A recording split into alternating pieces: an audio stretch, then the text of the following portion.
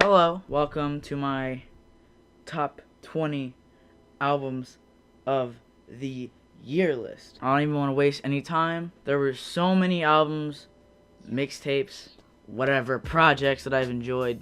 A lot. There's so many. I've been listening to so much music that there's a lot of shit to cover in this video. It's unbelievable. I'm not gonna make any separate videos. This is gonna be all one thing. First, I want to get out of the way. If you want to know my favorite songs of this year, it's in the description. I have a whole playlist of them. Anyway, let's not waste time. My hair's a mess. Here are my honorable mentions: FM by Vince Staples, Invasion of Privacy by Cardi B, I Hate My Life and I Really Wish Everybody Would Stop Telling Me To by Silk Money, Kids See Ghosts by Kanye and Cudi, Life's a Trip by Trippie Redd, Lost and Found by Georgia Smith, Mosaic by Funny People, Nazir by Nas, Nice to Meet You Again by Stro, I know, ironic, 1.5 by Amine, 7-1 by Colette Lush, Skins by XXXTentacion, Peach Fuzz by Tabby, Room 25 by No Name, The Pains of Growing by Alessia Cara, The Carter 5 by Lil Wayne, Amen by Rich Brian, There You Have It by Reason, Young Sinatra 4 by Logic, Astral by Travis Scott, Boobies and Barbies by Post Malone, Behind Closed Doors by Rhetoric,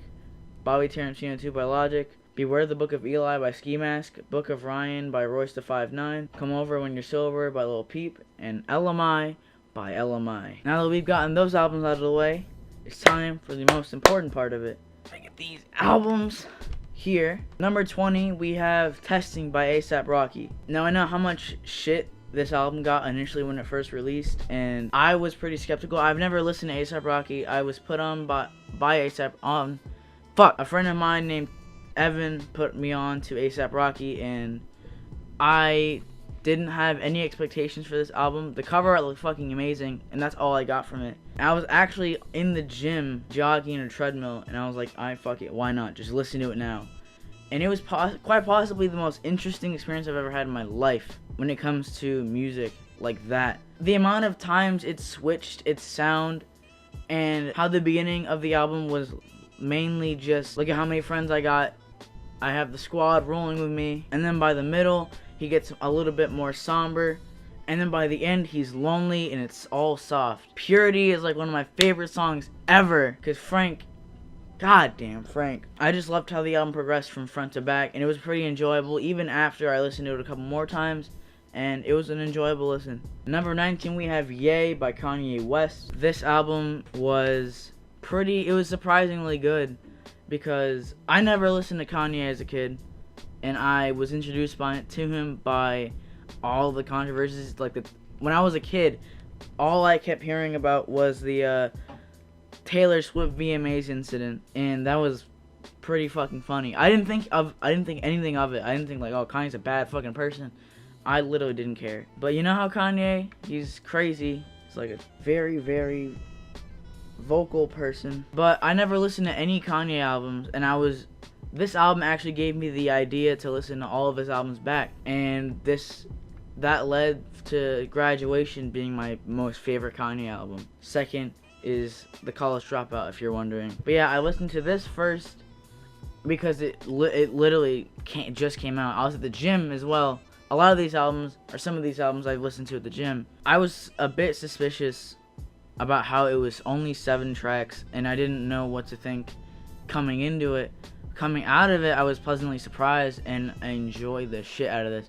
Like, when I went to vacation, I listened to this album, I don't even know how many times. As surprising as it is that it's so low in this list, yet I've listened to it so many times. The album, like, as of now, I don't go back and listen to it. It's just, I've lost complete replay value. I think it's because of how good it was, but at the same time, what ruined it for me is the ending, because apparently Kanye didn't even write the Violent Crimes song, and that was like my favorite song by him, and all to find out that it wasn't even written by him, and he changed like a couple of lines. It was written by Fontaine someone, I don't even know, but I was pleasantly surprised. The outro was like really good, and coming into it, I thought about Killing You, funny as fuck. Yikes was like one of my favorite songs of that time when this came out, but it's a pretty good listen. At number 18, we have Question Mark by XXXTentacion. At first, when the album came out, I was planning on doing a reaction video to it, but I ended up delaying it so much that I ended up like giving up on the idea of doing so.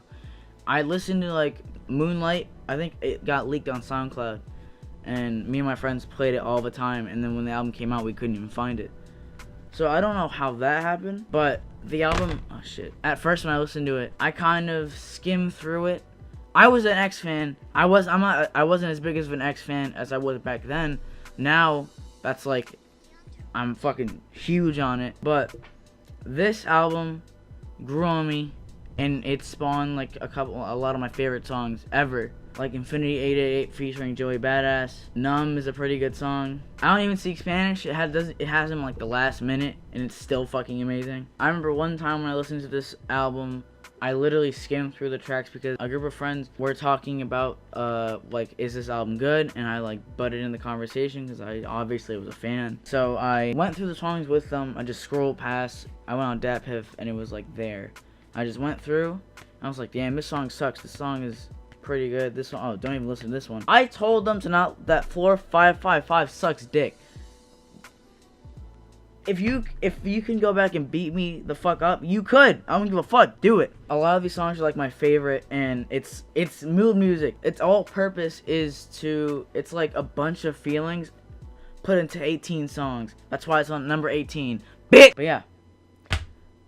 Good album. Number 17 is Redemption by J-Rock. You can't see it because it's really fucking dark. The reason why I love this, I loved this album when I first listened to it. I listened to it while working out, and it was quite possibly the best time I've ever worked out in my life. I was going off, and to add to that fact, I passed my driver's test with a 92. So that plus this, bangers upon bangers with Truth.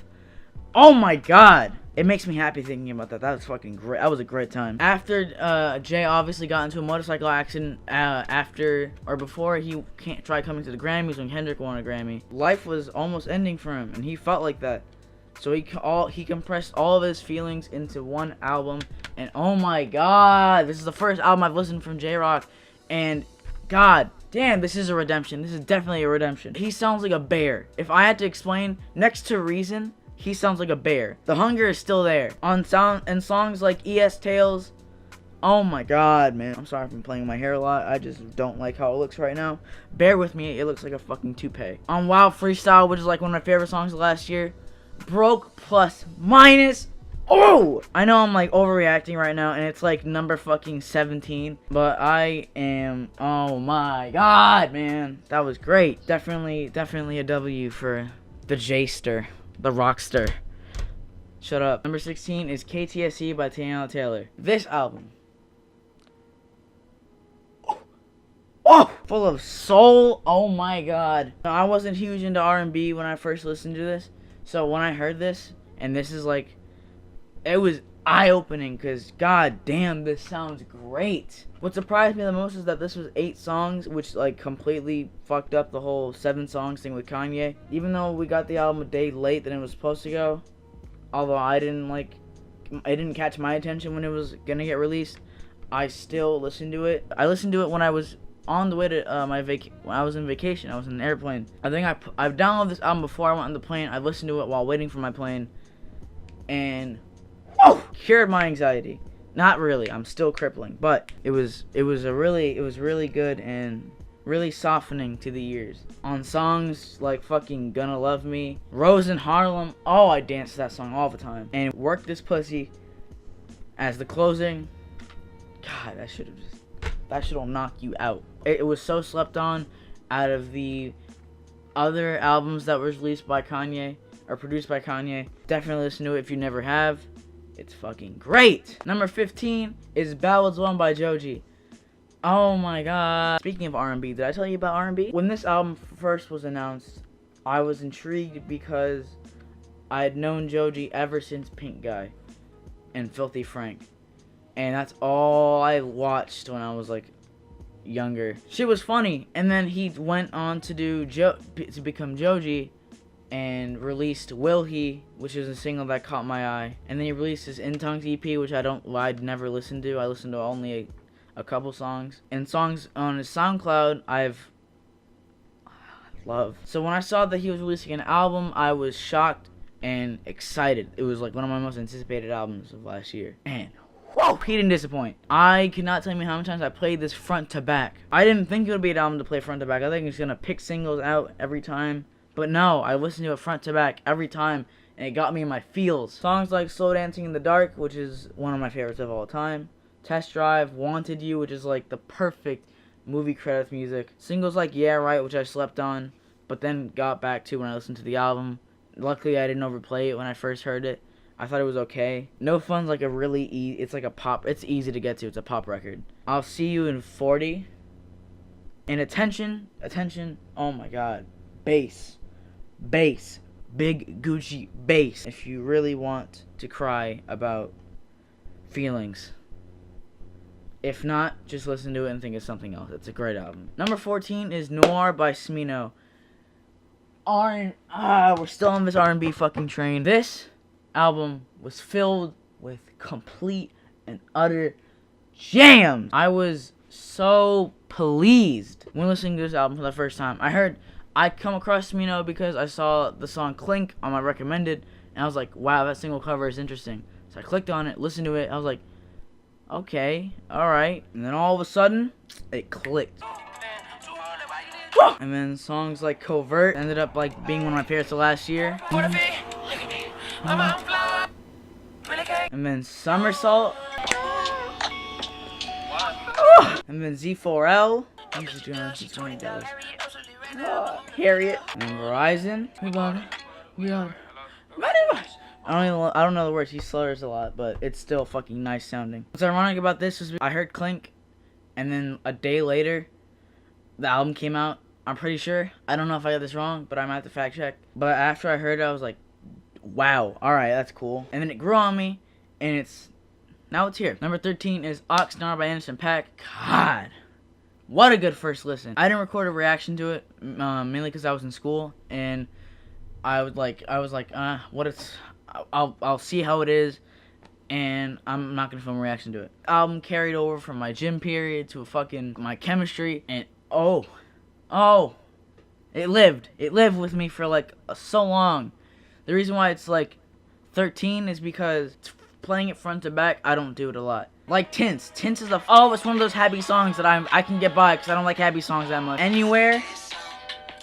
And then Trippy with like a really good J. Cole verse. And then Cheers talking about Mac Miller, obviously. When I first heard this, you cannot believe the face I got. I had it on repeat, and I played the album at least like 5 times after. Sorry, voice crack. At least 5 times after I heard it for the first, and I walked in the hallways just bopping my head to every song that came on. I don't know why I don't like the chase as like the intro. I don't really find it pleasing. It's just there. I always skip to Head Low, which is another fucking good song. Talks about a lot of political shit I really don't understand because I'm not into politics, and I'm a 16-year-old brat. But I can at least understand where he's coming from, and I can respect the message. Number 12 is Stokely. Oh my god, you know how much I've been anticipating this album.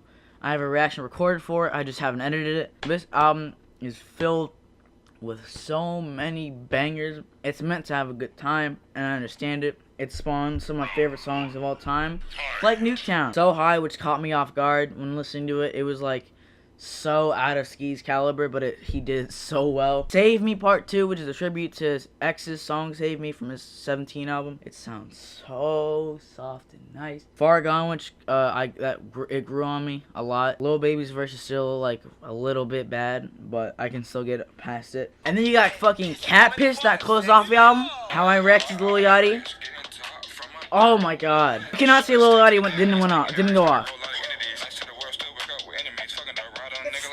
It's still good. And like the one song, Foot Fungus, which I've anticipated ever since the snippet was released for it, and I was like, give me this song now, or else I'm gonna fucking cut your dick off. And then Adult Swim, which was another snippet I heard, and I really wanted that song. It's just filled with dance and trap fucking bangers. There's never a moment where I don't put a song on this album on. Number 11 is Daytona. This should have won a fucking Grammy. Now, I'm not shaming Cardi B for winning.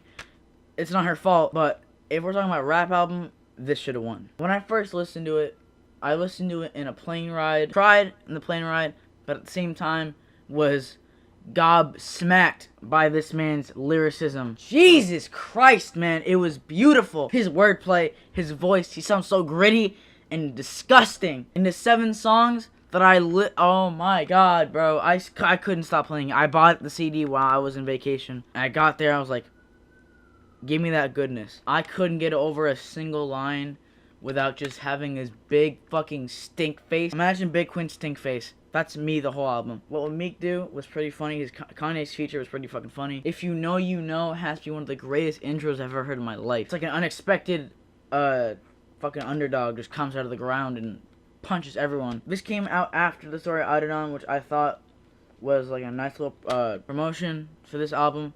Even though it didn't hurt him when it came to that diss track, they didn't immediately affiliate him as the story I Did On guy. He's his own MC.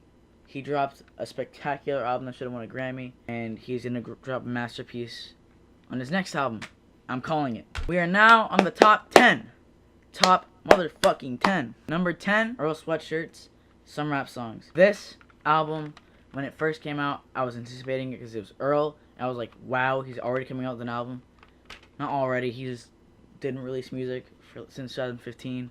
Don't mind, I casually ripped it. Amazon fucking gave me this. This album shocked me and made me listen. After the first listen, I was like so confused on the sudden sonic change. Like musically, his sound changed a lot drastically since I Don't Like Should I Go Outside. I Don't Go Outside, because when Solace was released, people keep calling it an EP. I think it's just a 10-minute song, and that was like a sneak peek onto what we're gonna get on Some Rap Songs. And when I first listened to it, I was pretty confused. I was like, what is this supposed to be? I listened to it like 6 more times, and I was like fascinated by the sound of it. At the same time, I was confused on what it was supposed to be. And it really lives up to his names, Some Rap Songs. It's just a bunch of events that's happened in Earl's life, like Earl's father's passing, depression, all of his personal struggles compiled into one album. The cover, when I saw it, I was like, what the fuck was he thinking? It reminds me of Ballads 1, sort of, because it's just dumbass faces. But yeah, number 10, Some Rap Songs. I was pleasantly surprised by it. And front to back, I can at least point out a lot of my favorite songs. Oh, another point I forgot to mention is that the beats, the samples that he used them so well. Like, I'm pretty sure I have ADD because all I focus on is the instrumentals, and his voice just goes out of my brain. Shattered Dreams is probably one of the most best examples I can give you. Shattered Dreams, Red Water, which I didn't like at first, it grew on me, like, massively. Nowhere to Go, which I didn't like at first, I was like, oh, this is trash. And then I listened to it again, I was like, alright, this fits. December 24th is my favorite song on the album. I'm declaring it right now. That shit is great. I've replayed it like 5 times. The Mint, which I didn't like at first, and then I listened to it again a couple more times. I liked it. Azukar, which is one of my favorites also. Playing Possum, even though it's just dialogue from his mom's speech and one of his dad's talks, I fucking love it. And Riot, what a way to close off an album. I heard that he wants to be a youth basketball coach, so if that goes out well for him. This is a really good album, and I'm pleasantly surprised. He did really good on it. His lyricism, his flow, although slow, it's still hypnotic. It's just a really good album. Number 9 is DiCaprio 2 by JID. J-I-D, however you want to call him. I've done a reaction to this album before, and it was a really good first listen. The man's flow is just impeccable, and how he can just go on for so long and still catch my attention instead of just being a fast rapper. He's just unbelievable. It spawned like some of my favorite songs ever. Second half of Slick Talk is like probably one of my favorite songs from JID. This sample, yikes. Off These being the fucking greatest J. Cole collaboration I've heard in a while. Off of Zoinkies was drawing me a whole lot. His flow mixed with that very beautiful sample. Working Out was like one of my favorite songs ever of last year. It grabbed me ever since he did the college performance. Jesus Christ, I love this song. Every time I'm having like really bad anxiety, I put the song on and it's like, it makes me just realize everything is alright. Strawberries, arranged by Mac Miller. Oh, so good. Hot Box with Method Man and Joey Badass. Just straight boom bap fucking greatness. 151 Rum, which captivated me when I first heard it. The stories told on each song. Just the amount of shit talking he does in this album is... You can see how I really feel about it with my reaction. You've already heard it. But Jesus Christ, I can't wait for his next release already. Number 8 is Between Somewhere by Token. This album pleasantly surprised me. I have heard of Token before. He's like one of my favorite rappers at the moment. I've heard of Token before from like a fast rap or lyrical rappers versus mumble rappers video. Those stupid fucking videos. And I saw Token be brought up to it with his song Doozy. And that didn't catch me. I was like, oh, that's cool. And then I forgot about him completely after. And then after this album was released, I was so happy when I listened to it front and back. And you have to listen to it front and back. There's no way you can pick songs. I mean, there is, but like, this is such a great body of work that I literally can't get over. It's been on repeat since it's released. I wish I did a reaction to it. I just listened to it too much and I can't do it now. Songs like Somewhere in Between, such a fucking ominous and like such a bombastic way to open up an intro. If you count the amount of times he said merch money on my lap, it's fucking hilarious. Flamingo being that workout song, oh my god, it's great. Teacher said I'm artistic. Either that or autistic. Tomato tomata. A lot of the songs where he's singing in the chorus, it's layered nicely and it reminds me of how Eminem sings in his choruses. This one in particular, I remember listening to it when I was like I was almost about to have a panic attack over something in the gym. And I put the song on repeat and I was like, it's one of those songs that I can just tell me. It's like that.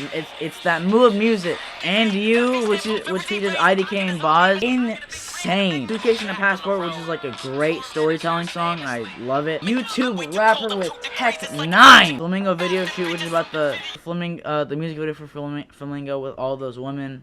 It ended up causing a disturbance with his relationship, and they broke up eventually. Pretty sad, but the way you can just display it on a record is so good. No Service. I listen to this when I'm mad.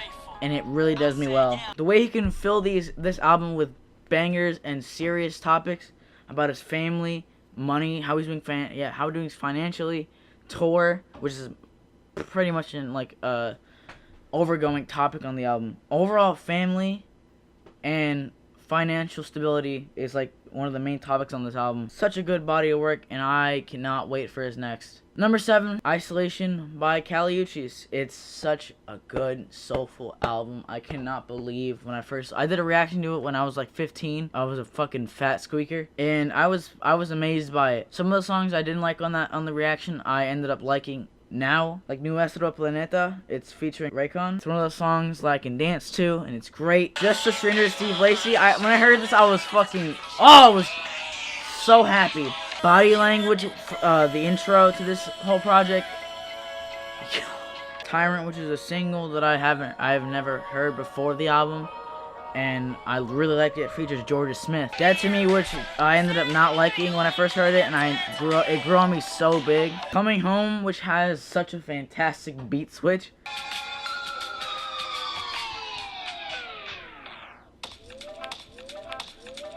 Soundwave produced this in its heat. Oh my god! After the Storm, which I've heard plenty of times, and I fucking loved it. The whole album is sonically just so good.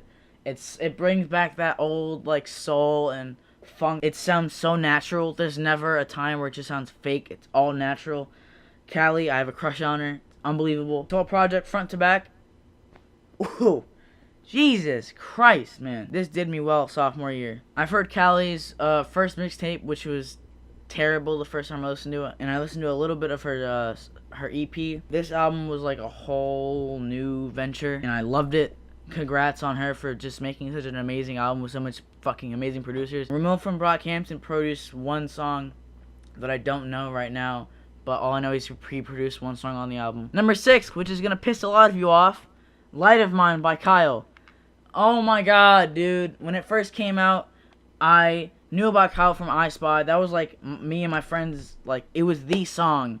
Every time we put it on, we all just started singing and vibing. It was great. I Spy is actually the last song, which is a nice closer to the album. And when I first heard this, it was such a good first listen. I was in Italian class, we had a substitute, so I was like, alright, might as well listen to this album. It ended up becoming number 6 of my favorite albums. Because I would not stop playing this front to back. I would never shut the fuck up about it. You can ask my friends, I never shut the fuck up about this album. When it first came out, I tried putting people on, they couldn't fuck with it. Ikuyo is like one of my favorite songs of ever last year. Ups and Downs is a nice personal intro to the record. Reminds me of 1.5 with Amine by Amine. How he started Dr. Whoever. It reminds me of this. Babies featuring Alessia Cara, which is a really nice record. I ended up losing the bus because I had both my earphones on because I missed the bus one time at work. I had it on and I was like so angry while the song was playing in my ears. To the Moon, I didn't like it at first and it grew on me a lot. It's heavily influenced by Kid Cudi. Playing With Me, which is like the radio single. It's still a good record. It's like a radio single. It's just okay to me. I Miss Me featuring Khalid, which is like Kyle's favorite record on the album apparently. It's Yours, which is I wish was longer. That was such a good record, and then all of a sudden we have the skit in the end. Clouds, I listened to it when I was in vacation because I made it a goal to listen to it while it was daytime and we just were above the country, and I was like, I have to play the song, and I ended up doing it. Like I said, this album was a whole experience. I could not stop playing it front to back. It was so good. It is so good. That's why I bought a fucking CD of it. When it first came out, this physical, I was like, I have to buy it. I did it, and I'm good. I'm happy. We are now in the top 5 albums. Number 5, we're going to go off KOD. KOD, an album I hailed as the album of the year when it first came out. I couldn't even listen to it when it first came out. I had to ask my friend Evan if he can, because he bought a vinyl of it, so it came with a download. And I had to ask him if I can download it, and he let me. And this is an album I could not stop playing front to back. It was such an amazing album front to back. It was a story. Its main topics were kids on drugs. It was interpreted 3 ways, the title: Kids on Drugs, King Overdose, and Kill Our Demons. The intro being so soft and ended up being like one of those songs that helped me mentally and made me understand myself. I'm not kidding. It literally made me understand myself a lot more when I listened to it. KOD being that fucking banger. I remember having a big ass stink face and listening to it. I listened to this album for the first time walking to school, and I tried containing myself. I was so close to just jumping and fucking going off, but oh my god, this whole album is a problem. The Cutoff, which is like such a good fucking song, features Kill Edward, which is like a persona. It's basically J. Cole with his voice deep. ATM, Kevin's Heart being that soft song, and it's about Kevin Hart, the comedian, cheating on his wife. I thought it was gonna stay number 1, but ended up losing to something who did the topic a lot better. But it still stays at number 5, and I'm not changing it. Such a great album, and as straightforward as it was with this topic, it did so well. J. Cole explained his mother's addiction, his family. Number 4, Iridescence by Brockhampton. Oh my god, I filmed a reaction to this, and my mom came home, and I really wanted to finish listening to it, so I fucking went outside with my brother, and he had to go out with me, and I recorded it on my phone. I listened to it like a day after, and 10 more times. It was such a comeback for Brockhampton. It's such an emotional album too.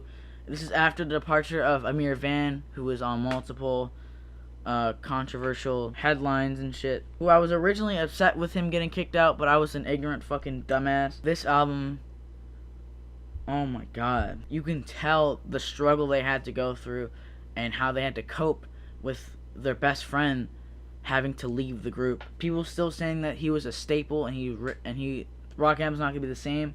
They got proved the fuck wrong. Without Amir, it was so good. They had their charm and they stayed with it. The album was full of bangers, but at the same time it was personal as well. If I had to pick a favorite, I think Dom would be my favorite out of this whole album, as well as Kevin. This song is a fucking problem. Jaden coming in later, Jesus, I didn't expect that. Wait, oh my god. Tape, it's like, how I can imagine it is a little kid running away from home.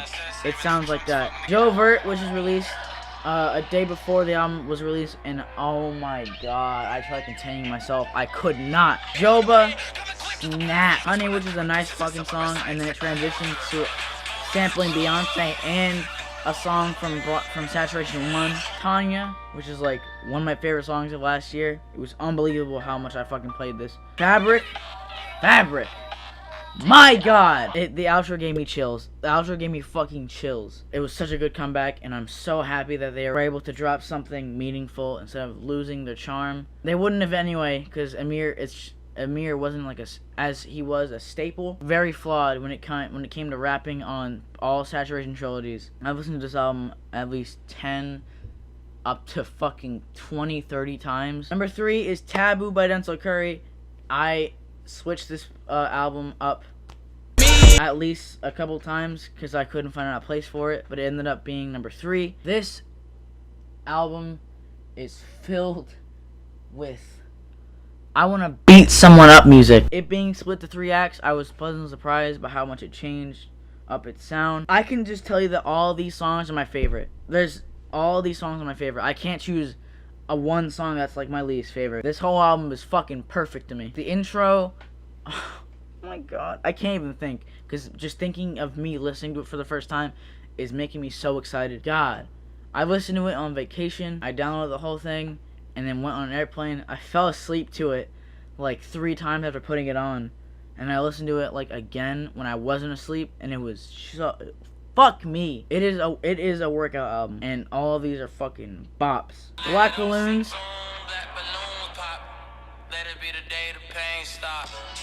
Sumo being a single that I was so, oh my. Denzel's flow on Super Saiyan Superman, I can't get over it. It's fucking amazing. He does so well with this flow. I'm on my ass, Jules, me some Katy Perry shit. That's fucking that's funny as hell. Sirens with JID and Billie Eilish. Black Cobain, everyone knows that song. It's still amazing. Vengeance with JFK Mafia and Zilla Kami. God! And Black Metal Terrorist.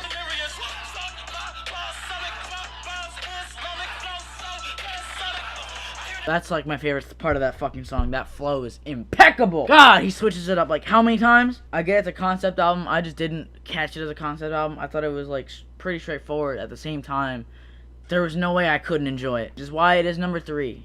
It's fucking gritty as fuck. I love it. Denzel's amazing. Number 2. Can I just say this almost snagged number 1? Can I just say that? It's Saba, Care For Me.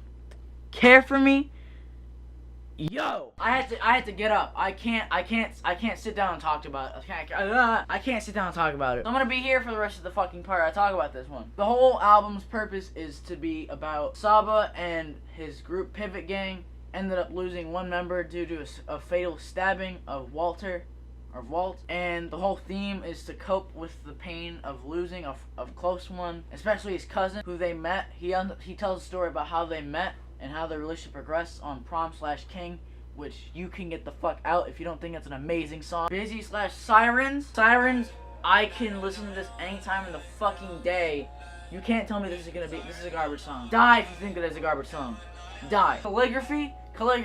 Fuck you. I love this hit. I love Calligraphy. You can't. You don't know how many times I listened to this album front to back. I slept on this album. I've seen so many people say how much of a great album it is, and I was like, whatever. And then like a day before Christmas, I had it on the background. I'm so stupid for doing so. I had it on the background, and I was like, oh, this sounds nice. And I didn't listen to a single thing he said. And when I did, whoa, I was gobsmacked. This whole album is a book, and I could listen to this forever. I don't give a fuck. It's so personal and so vulnerable, and Jesus Christ, his feelings, I want to give Saba a hug. Lyrically, he does well with also maintaining the story on Prom/King. I cannot, my jaw dropped. I got chills finding out that the person that sang in the end was John Walt himself. God, that made me so fucking sad when I found out about it.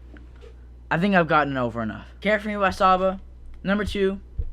It really should have snagged number 1. It really should have. But number 1, an album that I listened to a couple weeks before this artist's passing and was very pleased by its sound, its overall message that he presented. Remember how I mentioned how this album did better than what KOD could have done with its topic? Number 1 goes to Mac Miller's Swimming. I can't tell me how many times I put this front to back and I never skipped a song. Never in my life did I skip a song. I do have favorites, but if you can't, you have to listen to this front to back. There's no way you can't. This is a body of work that once you connect it to his death, like So It Goes, it's like his chapter is closing. It's like a book closing. Honestly, it makes me sad listening to So It Goes, but Mac reflecting on his relationship with Ariana Grande, not on many songs, but like metaphorically mentioning it, not exactly saying names. His struggle with his drug addiction, which he's unfortunately lost the battle to. The overall natural sound this album presents, just like Isolation. 2009, with its beginning violin solo. Come Back to Earth. Every time I hear that song, I'm like, it's on shuffle, I immediately put the album on front to back. I don't give a fuck. I can't listen to that song without having to listen to the whole thing. Hurt Feelings, produced by J. Cole. I still can't believe he produced this. What's the Use, with Thundercat on bass. Self Care, which is one of my favorite songs ever of last year. Small World, which is one of the singles, the 3 singles he released before the album, ended up being on the album. Great. Conversation Part 1, which is really interesting. Jet Fuel, at first I was like iffy about it, but it flows so well into the album. It's so natural sounding. And its outro, Jesus. And then it closes off with So It Goes. Like I said, it's like a whole universe just going in a black hole, and then space. All you see is a final shot of space, and that's all. It's like a book closing. Imagine a slow motion book closing. It's such a relieving record for him too, because we all thought that he was overcoming his demons, ended up taking him. Honestly, I love how he taps into mental health and self-care, on how we need to focus on ourselves more than we focus on other people most of the time. Sure, we can care about other people, but if we're not doing too good, then that's a problem. The album cover too, I think the whole thing about it is that it represents every album he's released.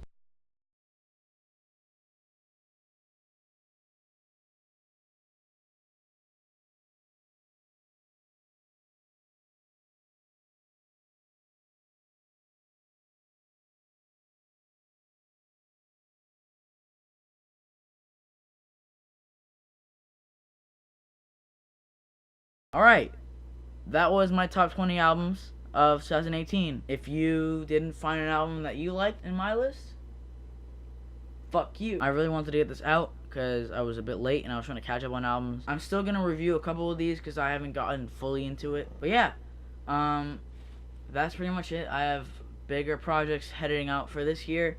Hope I can get it out. And yeah, thank you for watching. Let me know what your list is in the comments below. If any of these albums I put you onto, and you can gush about them in the comments, we can talk about it. I don't give a fuck. But yeah, that's my top 20 albums of 2018. I'm not changing it. It's staying the way it is. I might change it actually. But I'll see you guys in the next video. Goodbye.